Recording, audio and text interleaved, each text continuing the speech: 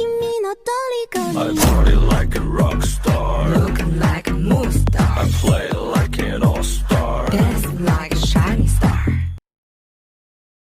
Yo guys, selamat datang di channel Sopiler Anime, membahas anime dari awal sampai tamat.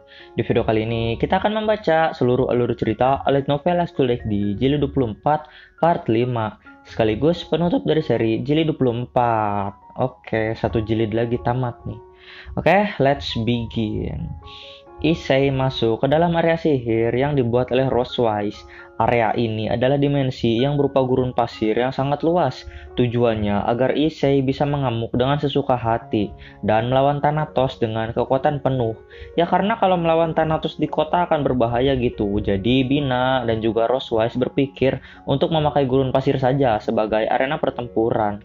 Dan ya, Bina bersama Rosewise akan melakukan penyegelan pada Thanatos jika Issei kalah.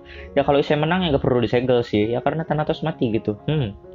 Tak lama, Thanatos pun muncul dan dari sabitnya mengeluarkan aura yang luar biasa gelap. Tapi Issei tetap berusaha tenang dan kini mereka berdua saling dekat secara perlahan. Dan ya, ternyata Thanatos ini ingin menghancurkan data-data tentang iblis super. Ya, bukannya dia ingin membuat iblis super gitu. Jadi dia ingin menghancurkannya. Dan ya emang sih Thanatos ini nggak akur dengan Hades. Dan dia takut Hades tahu kalau Thanatos ini berusaha untuk memproduksi masal iblis super. Makanya dia ingin menghancurkan data-data yang pernah dia buat dulu. Lalu Thanatos mulai bersemangat karena di hadapannya adalah Sekiryu-tei terkuat dalam sejarah, yaitu dia adalah Issei. Dan Thanatos berkata bahwa dirinya sangat iri dengan Pluto yang bisa melawan naga surgawi terkuat dalam sejarah. Dirinya juga ingin merasakan hal itu. Issei menanggapi positif tantangan dari Thanatos tersebut dan pertarungan pun dimulai. Diawali dengan sabetan sabit dari Thanatos. Tapi Issei berhasil menghindar dan membalas dengan Dragon Shoot. Tapi Dragon Shoot-nya tidak kena gitu kan. Karena Thanatos sudah meninggalkan bayangan di tempatnya berdiri tadi. Lalu Thanatos bergerak dengan kecepatan yang sangat luar biasa. Tapi masih bisa dilihat oleh Issei. Lalu Issei menembakkan Dragon Shoot ke arah Thanatos. Dan mengenai Thanatos beberapa kali. Tapi nggak berdamage anjir. Alias nggak mempan ke Thanatos. Lalu Thanatos membalas dengan sabetan sabit sekali lagi dan Issei menghindar lagi. Dan ya area yang disabet oleh sabit dari Thanatos ini terpotong dengan sangat rapi. Wah, tajam banget berarti ya. Dan di sini Issei sadar bahwa kekuatan Thanatos ini lebih kuat daripada Pluto. Meskipun mereka sama-sama Grim Reaper legendaris gitu, tapi Thanatos ini berada di tingkatan yang berbeda dengan Pluto. Lalu Issei berusaha memperpendek jarak dan bertarung jarak dekat. Dan kini Issei memukul Thanatos. Tapi ya, yang dipukul hanya bayangan, wow. Sementara Thanatos yang asli sudah berada di belakang Issei dan bersiap untuk menyabetkan sabitnya. Tapi Issei memakai Askalon dan menyerang Thanatos. Lalu memakai Penetrate. Dan sekali lagi Thanatos menghilang. Buset, cepat banget ya kecepatan Thanatos ini. Lalu Issei memprediksi akan di mana Thanatos muncul. Dan dia menembakkan Crimson Blaster yang ditambahkan Penetrate. Merasa itu akan berbahaya jika mengenainya, Thanatos pun menghindar. Lalu serangan Issei itu mengenai tanah, membuat ledakan yang besar. Tapi Thanatos tidak bergeming, dan Thanatos mulai sombong karena serangan Issei terus meleset dari tadi. Dan kini Issei masuk ke mode Infinity. Dragon Infinity Drive telah diaktifkan. Lalu Issei langsung melesat dan meninju Thanatos. Tapi percuma, sekali lagi yang terkena tinjuan hanya bayangan Thanatos saja. Dan Issei tidak berhenti menyerang Thanatos. Kini dia memukul dan melesatkan serangan bertubi-tubi. Dan terlihat jubah Thanatos sedikit robek karenanya. Lalu Thanatos mengganti sabitnya ke yang lebih kuat. Lalu Thanatos bergerak dengan kecepatan cahaya, membuat ilusi bayangan. Lalu Thanatos pun menebas Issei memakai semua bayangannya. Dan Issei pun terpotong. Tapi sabit Grim Reaper ini kan menyerang jiwa ya. Jadi armor Issei baik-baik saja. Tapi anehnya, jiwa Issei juga tidak terluka.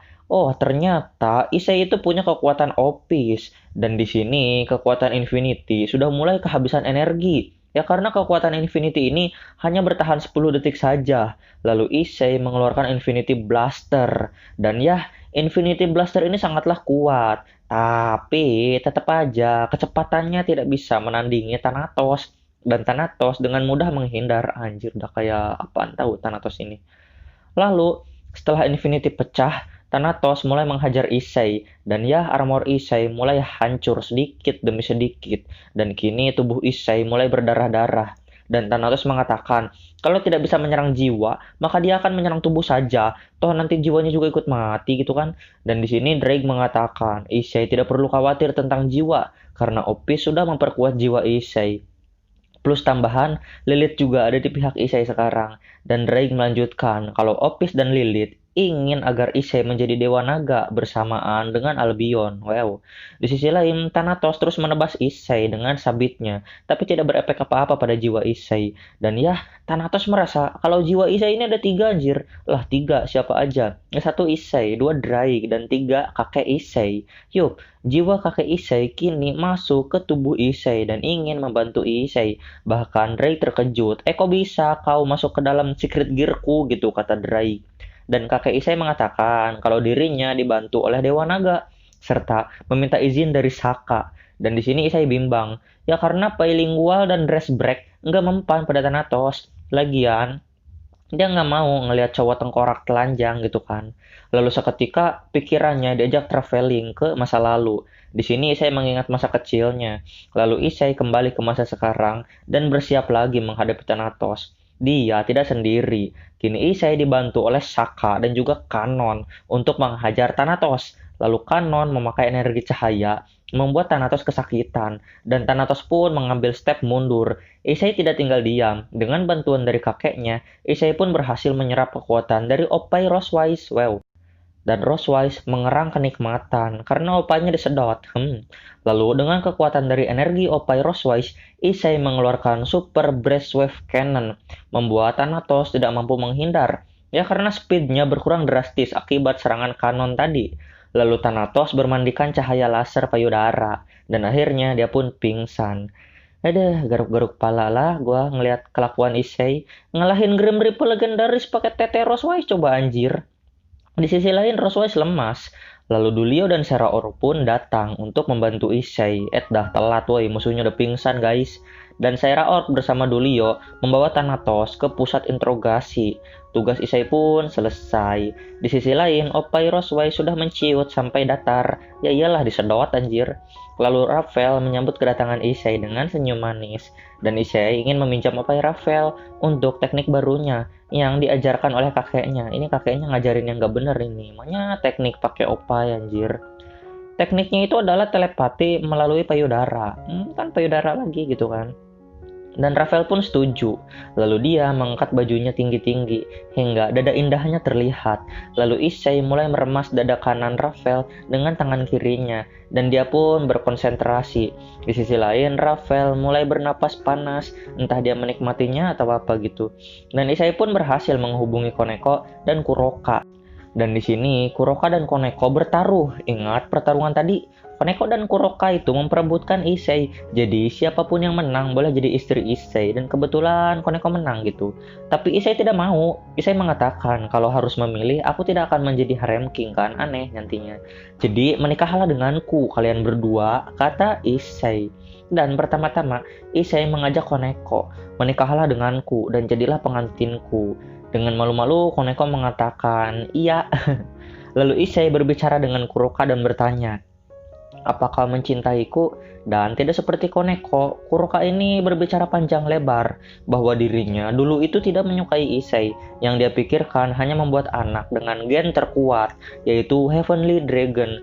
Tapi Vali cuek dengannya, makanya dia berpindah ke Issei. Ya Kuroka tidak tahu Vali suka sama siapa, tapi Kuroka sadar Issei suka sama semua gadis. Jadi Kuroka berharap bisa menjadi salah satu di antara para gadis tersebut.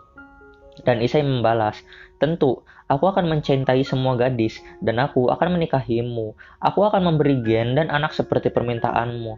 Apa kau menerima lamaranku? Dan Kuroka pun menjawab dengan senang hati.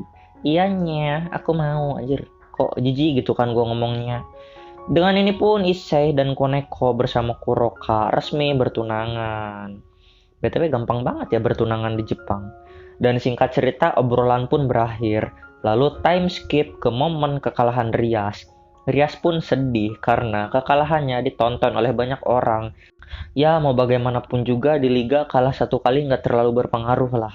Dan Issei menghibur Rias. Di sisi lain, Koneko datang ke sisi Rias dan dia meminta izin untuk mengubah namanya dari Koneko menjadi Shirone. Tentu, nama Koneko tidaklah dia buang, tapi nama Shirone ingin dia pakai lagi, dan Rias dengan lembut menyetujuinya. Di sisi lain, Kuroka juga ingin menyandang nama Toujou, dan kini mereka berdua resmi memiliki nama Toujou Shirone dan juga Toujou Kuroka. Di sisi lain, Rafael masih canggung memanggil nama Shirone, dan tetap menyebut Shirone-san, padahal Shirone saja cukup karena mereka ini sahabat.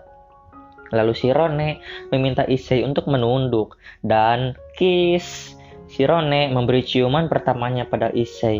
Hal itu sangatlah manis, mengingat ini adalah dari maskot sekolah Akademi Kuoh. Di sisi lain, Kuroka berteriak, lalu menarik Issei dan menciumnya. Tidak hanya itu, Kuroka juga memainkan lidahnya di dalam. Shirone tidak mau kalah dan mencium Issei lagi. Dan datang Xenovia nimbrung ikut mencium Issei. Di sisi lain, kakek Issei bahagia di surga karena cucunya berhasil menggapai impiannya. High School DxD Jili 24 ditutup dengan kabar mengejutkan dari Nordic, tepatnya nenek Rosewise, bahwa Rosewise akan dinikahkan dengan Dewa Vidar atau musuh Issei di rating game selanjutnya. Tamat. Anjir, Rosewise kok nikahannya jadi sama Vidar ini? Pasti Issei ngamuk lagi nih di pernikahan. Ya, gitulah. Thanks for watching and titik. Bye-bye.